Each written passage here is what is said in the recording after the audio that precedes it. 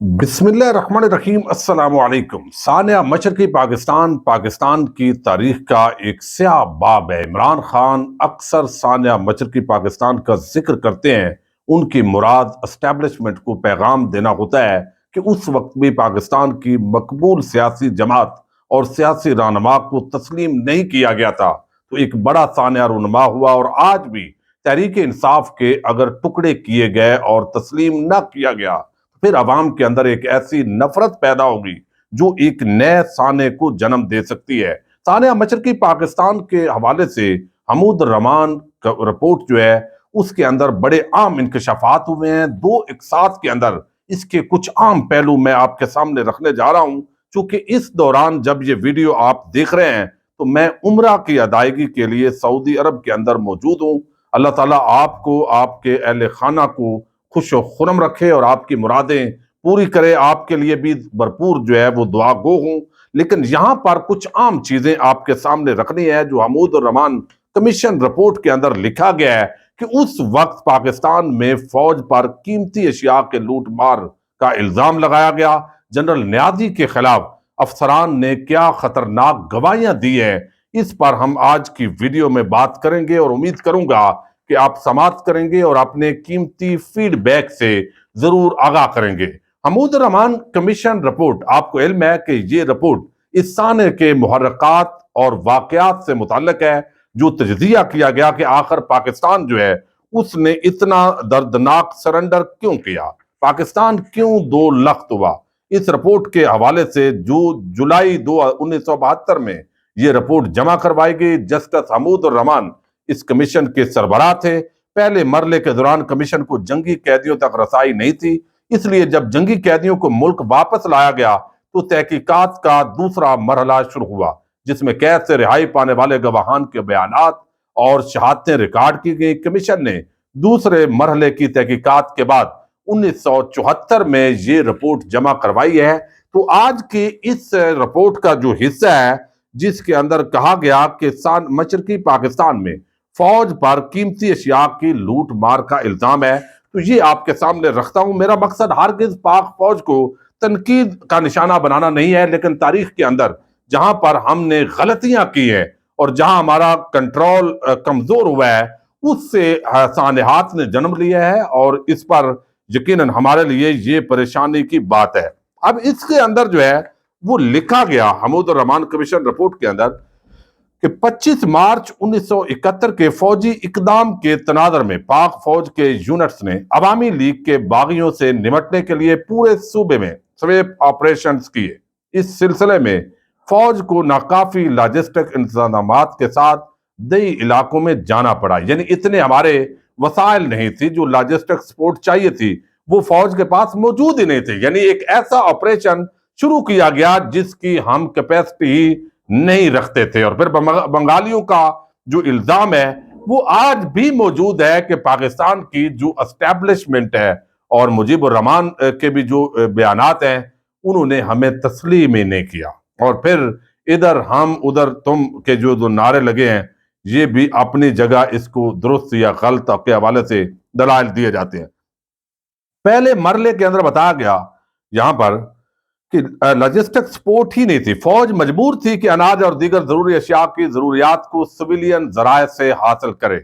Commission کی report میں بتایا گیا کہ جب مناسب لاجسٹک انتظامات ہو گئے تو بدقسمتی سے اس کے بعد بھی یہ پریکٹس جاری رہی۔ رپورٹ کے مطابق اس حد تک شواہد موجود ہیں کہ فوجی دستے سویلین دکانوں اور سٹور میں زبردستی گھسے اور کوئی ریکارڈ تیار نہیں کیا گیا کہ کہاں سے کیا کچھ لیا گیا۔ تو وہاں مقامی طور پر یہ بھی ایک غلط تاثر گیا کہ بغیر کچھ لکھت پڑھت کے، جیسے ہم پنجابی میں کہتے ہیں، تو جو سامان چاہیے ہوتا تھا وہ اٹھا لیا گیا دکانوں سے، مختلف سٹور سے، اور وہ لوگ چیختے چلاتے رہے، ان کو معاوضہ نہیں ملا۔ اور اس پورے معاملے پر پھر لکھا گیا کہ کمیشن کی رپورٹ میں بتایا گیا جب مناسب لاجسٹک انتظامات ہو گئے تو بدقسمتی سے اس کے بعد بھی یہ پریکٹس جاری رہی۔ پھر کہتے ہیں کہ فوجی گاڑیوں کی ضرورت، کھانے کی اشیاء، دواؤں اور دیگر ضروری اشیاء کی ضرورت کو یقینی سمجھا جا سکتا ہے، لیکن یہ سب حساب کتاب کے مناسب طریقہ کار کے مطابق کیا جانا چاہیے تھا تاکہ حالات نارمل ہونے پر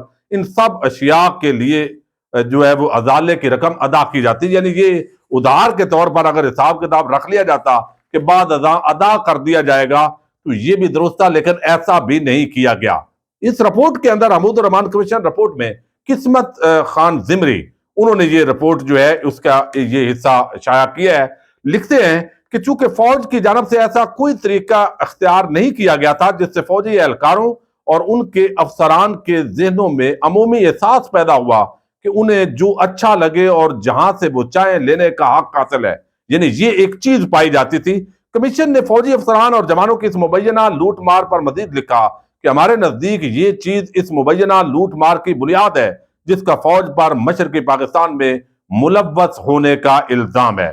پھر آگے جو ہے رپورٹ کے اندر بڑی خطرناک بات لکھی گئی ہے کہ فوجی افسران اور جوانوں کی جانب سے مشرقی پاکستان میں دکانوں اور اسٹور سے مبینہ لوٹ مار کی ابتدائی مراحل میں حوصلہ افزائی سینئر کمانڈرز کی طرف سے کی گئی۔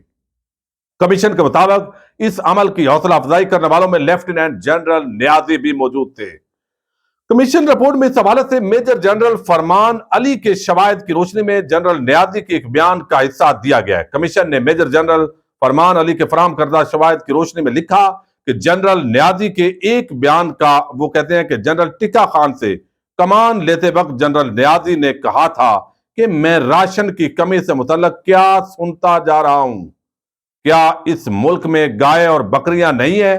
یہ دشمن کا علاقہ ہے، جو چاہتے ہو لے لو، برما میں ہم یہی کیا کرتے تھے۔ یہ جنرل نیازی جو ہیں ان کے یہ جو الفاظ ہیں یہ بھی تاریخ کے اندر لکھے ہوئے ہیں، لیکن جب کمیشن کے سامنے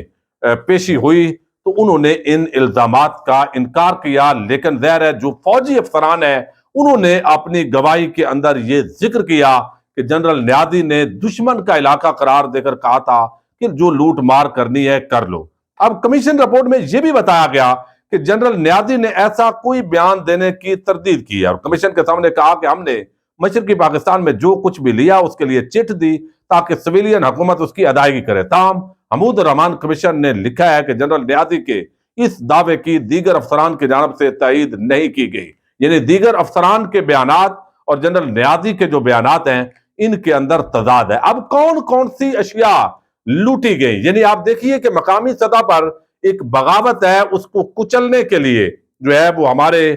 فوج گئی، اور فوج ہمیشہ قربانیاں اس ملک کے لیے دیتی ہے، وہ جدھر ان کو بھیجنا ہے ظاہر ہے، لیکن جو اوپر بیوروکریسی ہے فوج کی، جو اصل اسٹیبلشمنٹ ہے جو نظام کو چلاتی ہے، اس حوالے سے جو ہے وہ ہمیشہ سوالات پاکستان میں رہے ہیں۔ اب حمود الرحمان کمیشن رپورٹ میں لکھا گیا کہ اس پریکٹس کو روکنے کے لیے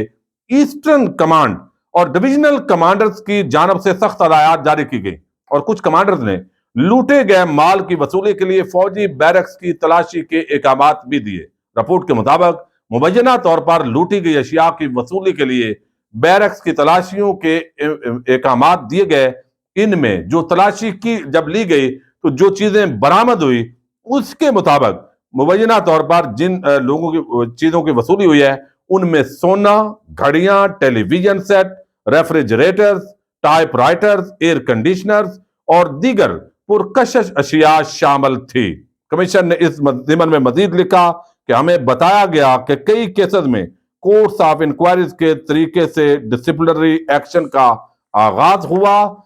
لیکن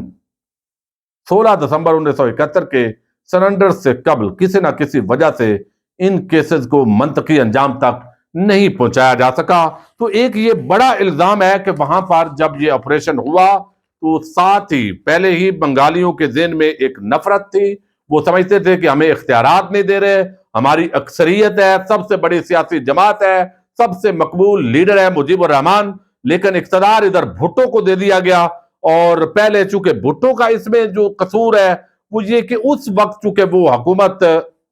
الیکشن کے اندر انہوں نے حاصل کر لیا تھا، لیکن دراصل ایوب خان، یحییٰ خان اور پہلے دن سے جس طرح بیوروکریسی نے اور ملٹری اسٹیبلشمنٹ نے جس طرح جو ہے وہ بنگالیوں کے ساتھ کیا تو وہ نفرت پیدا ہوتی گئی۔ بالآخر بھٹو کے کھاتے میں وہ سارا، چونکہ سیاسی قیادت کے کھاتے میں اکثر اس طرح کی چیزیں جو ہے وہ ہوتی ہیں، تو ان کے کھاتے کے اندر بھی بہت کچھ ڈال دیا گیا۔ بہرحال ثانیہ مشرقی پاکستان ایک بہت بڑا جو ہے یہ پاکستان کا نقصان ہوا، پاکستان دو لخت ہوا۔ انڈیا نے مفتی بانی کے ذریعے جس طرح ظلم و ستم کیے، اور عمران خان بھی آج اسی لیے یہ بات کرتے ہیں کہ پاکستان کی سب سے بڑی جو مقبول جماعت ہے تحریک انصاف،